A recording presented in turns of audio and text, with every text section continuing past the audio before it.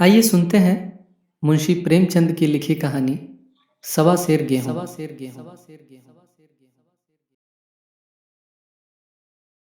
किसी गांव में शंकर नाम का एक कुर्मी किसान रहता था। वह सीधा साधा गरीब आदमी था। अपने काम से काम, न किसी के लेने में न देने में, छक्का पंजा न जानता था। छल प्रपंच की उसे छूत भी न लगी थी। ठगे जाने की चिंता न थी। ठग विद्या भी न जानता था। भोजन मिला खा लिया, न मिला तो चबेने पर काट दी। चबेना भी न मिला तो पानी ही पी लिया और राम का नाम लेकर सो रहा। किंतु जब कोई अतिथि द्वार पर आ जाता था तो उसे इस निवृत्ति मार्ग का त्याग करना पड़ता था। विशेषकर जब साधु महात्मा पदार्पण करते थे तो उसे अनिवार्यतः संसारिकता की शरण लेनी पड़ती थी। खुद भूखा सो सकता था, पर साधु को कैसे भूखा सुलाता? भगवान के भक्त ठहरे। एक दिन संध्या के समय एक महात्मा ने आकर उसके द्वार पर डेरा जमाया। तेजस्वी मूर्ति थी। पीतांबर गले में, जटा सिर पर, पीतल का कमंडल हाथ में, खड़ाऊं पैर में, ऐनक आंखों पर। संपूर्ण वेश उन महात्माओं का सा था जो रईसों के प्रासादों में तपस्या, हवा गाड़ियों पर देवस्थानों की परिक्रमा और योग सिद्धि प्राप्त करने के लिए रुचिकर भोजन करते हैं। घर में जौ का आटा था, वह उन्हें कैसे खिलाता? प्राचीन काल में जौ का चाहे जो कुछ महत्व रहा हो, पर वर्तमान युग में जौ का भोजन सिद्ध पुरुषों के लिए दुष्पाच्य होता है। बड़ी चिंता हुई, महात्मा जी को क्या खिलाऊं? आखिर निश्चय किया कि कहीं से गेहूं का आटा उधार लाऊं। पर गांव भर में गेहूं का आटा न मिला। गांव में सब मनुष्य थे, देवता एक भी न था, अतः देवताओं का पदार्थ कैसे मिलता? सौभाग्य से गांव के विप्र महाराज के यहाँ से गेहूं मिल गए। उसने सवा सेर गेहूं उधार लिया और स्त्री से कहा कि पीस दे। महात्मा जी ने भोजन किया, लंबी तान कर सोए। प्रातःकाल आशीर्वाद देकर अपनी राह ली। विप्र महाराज साल में 2 बार खलिहानी किया करते थे। शंकर ने दिल में कहा, सवा सेर गेहूं इन्हें क्या लौटाऊं? पसेरी के बदले कुछ ज्यादा ही खलिहानी दे दूंगा। वह भी समझ जाएंगे, मैं भी समझ जाऊंगा। चैत में जब विप्रवर पहुंचे तो उन्हें 1.5 पसेरी के लगभग गेहूं दे दिया और अपने को उऋण समझकर उसकी कोई चर्चा न की।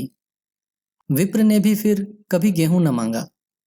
सरल शंकर को क्या मालूम था कि यह सवा सेर गेहूं चुकाने के लिए उसे दूसरा जन्म लेना पड़ेगा। 7 साल गुजर गए। विप्र जी विप्र से महाजन हुए। शंकर किसान से मजूर हो गया।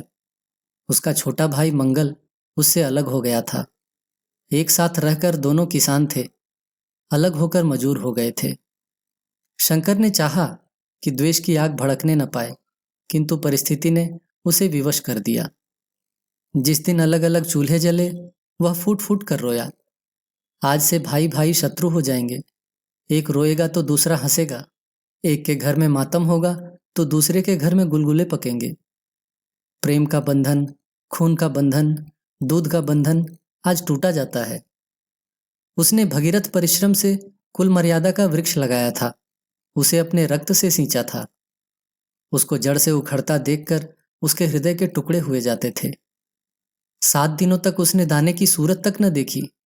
दिन भर जेठ की धूप में काम करता और रात को मुंह लपेटकर सो रहता। इस भीषण वेदना और दुस्सह कष्ट ने रक्त को जला दिया, मांस और मज्जा को घुला दिया। बीमार पड़ा तो महीनों तक खाट से न उठा। अब गुजर बसर कैसे हो? 5 बीघे के आधे खेत रह गए। एक बैल रह गया।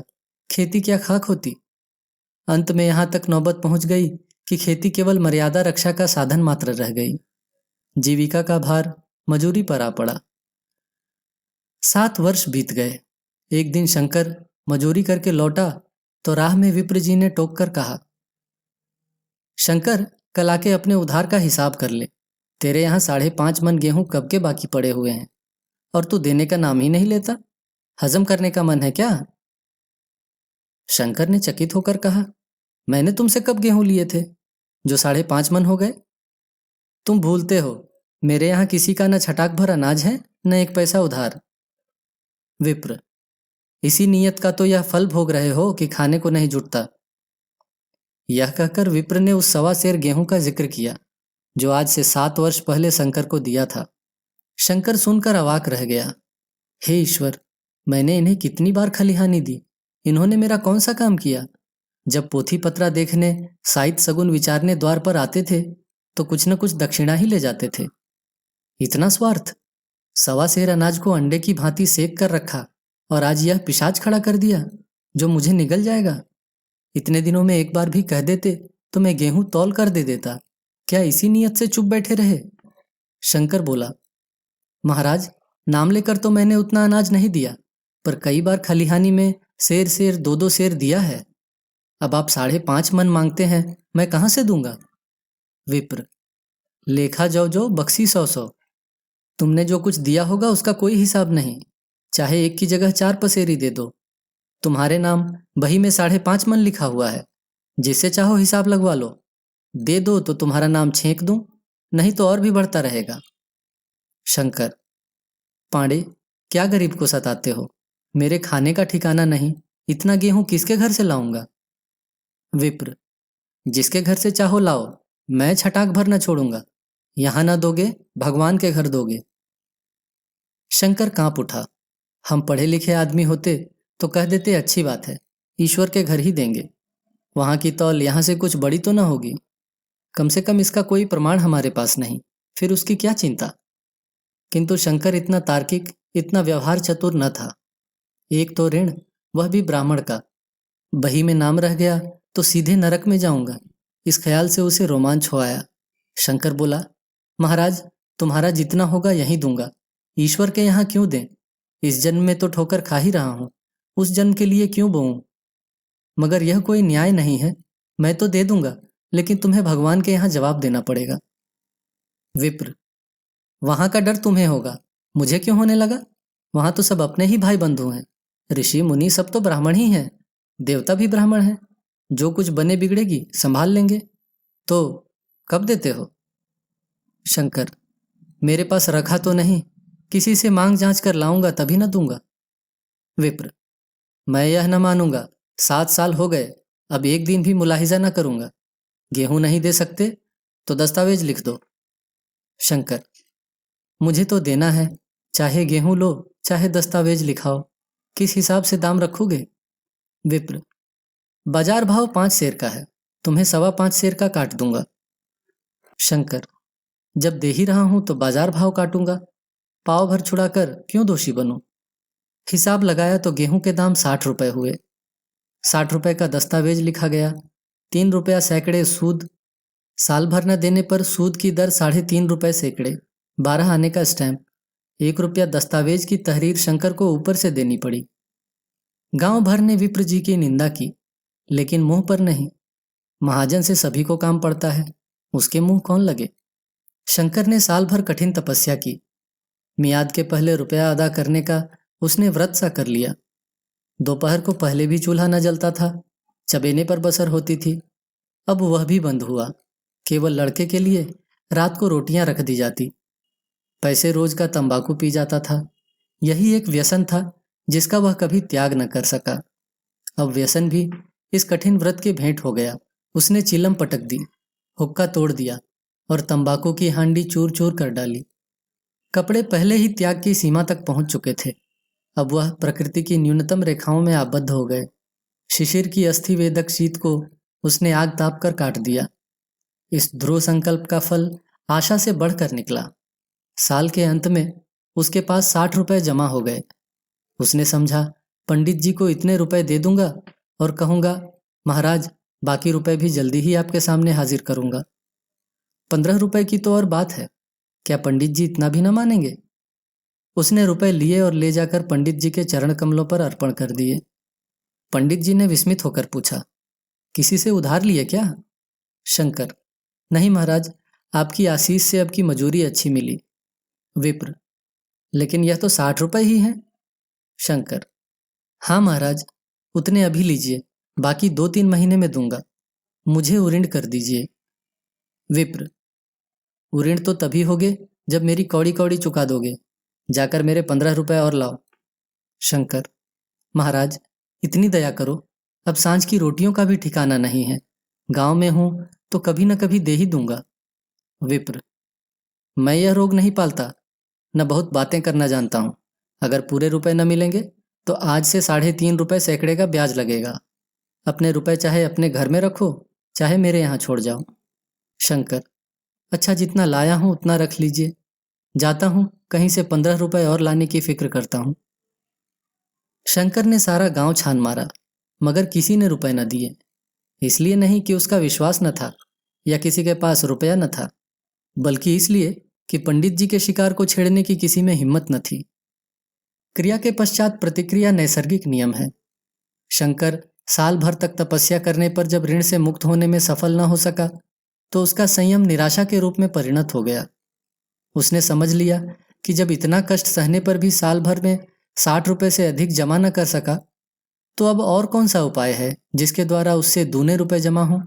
जब सिर पर ऋण का बोझ ही लदना है, तो क्या मन का और क्या सवा मन का। उसका उत्साह क्षीण हो गया, मेहनत से घृणा हो गई। आशा उत्साह की जननी है। आशा में तेज है, बल है, जीवन है। आशा ही संसार की संचालक शक्ति है। शंकर आशाहीन होकर उदासीन हो गया। वह जरूरतें जिनको उसने साल भर तक टाल रखा था, अब द्वार पर खड़ी होने वाली भिखारिणी न थी, बल्कि छाती पर सवार होने वाली पिशाचिनी थी, जो अपनी भेंट लिए बिना जान नहीं छोड़ती। कपड़ों में चकतियों के लगने की भी एक सीमा होती है। अब शंकर को चिट्टा मिलता तो वह रुपए जमा न करता, कभी कपड़े लाता, कभी खाने की कोई वस्तु। जहां पहले तंबाकू ही पिया करता था, वहां अब गांजे और चरस का चस्का भी लग गया। उसे अब रुपए अदा करने की कोई चिंता न थी, मानो उसके ऊपर किसी का पैसा नहीं आता। पहले जूड़ी चढ़ी होती थी, पर वह काम करने अवश्य जाता था। अब काम पर न जाने के लिए बहाना खोजा करता। इसी भांति 3 वर्ष निकल गए। विप्रजी महाराज ने एक बार भी तकाजा न किया। वह चतुर शिकारी की भांति अचूक निशाना लगाना चाहते थे। पहले से शिकार को चौंकाना उनकी नीति के विरुद्ध था। एक दिन पंडित ने शंकर को बुलाकर हिसाब दिखाया। 60 रुपए थे जो जमा थे। वह मिन्हा करने पर शंकर के जिम्मे 120 रुपए निकले। शंकर, इतने रुपए तो उसी जन्म में दूंगा, इस जन्म में नहीं हो सकते। विप्र, मैं इसी जन्म में लूंगा, मूल न सही सूद तो देना ही पड़ेगा। शंकर, एक बैल है, वह ले लीजिए। एक झोपड़ी है, वह ले लीजिए। और मेरे पास क्या रखा है? विप्र, मुझे बैल बधिया लेकर क्या करना है? मुझे देने को तुम्हारे पास बहुत कुछ है। शंकर, और क्या महाराज? विप्र, कुछ नहीं है, तुम तो हो। आखिर तुम भी कहीं मजूरी करने जाते ही हो। मुझे भी खेती के लिए मजूर रखना ही पड़ता है। सूद में हमारे यहाँ काम किया करो, जब सुविधा हो मूल दे देना। सच तो यूं है कि तुम अब किसी दूसरी जगह काम करने नहीं जा सकते जब तक मेरे रुपए न चुका दो। तुम्हारे पास कोई जायदाद नहीं है। इतनी बड़ी गठरी मैं किस एतबार पर छोड़ दूं? कौन इसका जिम्मा लेगा कि तुम मुझे महीने महीने सूद देते जाओगे? और कहीं कमा कर अब तुम मुझे सूद भी नहीं दे सकते, तो मूल की कौन कहे? विप्र, तुम्हारी घरवाली है, लड़के हैं, क्या वे हाथ पांव कटा के बैठेंगे? मैं तुम्हें आधा सेर जौ रोज कलेवा के लिए दे दिया करूंगा। ओढ़ने को साल में एक कंबल पा जाओगे। एक मिर्जाई भी बनवा दिया करूंगा। और क्या चाहिए? यह सच है कि और लोग तुम्हें 6 आने रोज का देते हैं, लेकिन मुझे ऐसी गरज नहीं है। मैं तो तुम्हें अपने रुपए भराने के लिए रखता हूं। शंकर ने कुछ देर गहरी चिंता में पड़े रहने के बाद कहा, महाराज, यह तो जन्म भर की गुलामी हुई। विप्र, गुलामी समझो चाहे मजूरी समझो, मैं अपने रुपए भराए बिना तुम्हें कभी न छोड़ूंगा। तुम भागोगे तो तुम्हारा लड़का भरेगा। हाँ, जब कोई न रहेगा तब की दूसरी बात है। इस निर्णय की कहीं अपील न थी। मजूर की जमानत कौन करता? कहीं शरण न थी। भाग कर कहाँ जाता? दूसरे दिन उसने विप्र जी के यहाँ काम करना शुरू कर दिया। 1.25 सेर गेहूं की बदौलत उम्र भर के लिए गुलामी की बेड़ी पैरों में डालनी पड़ी।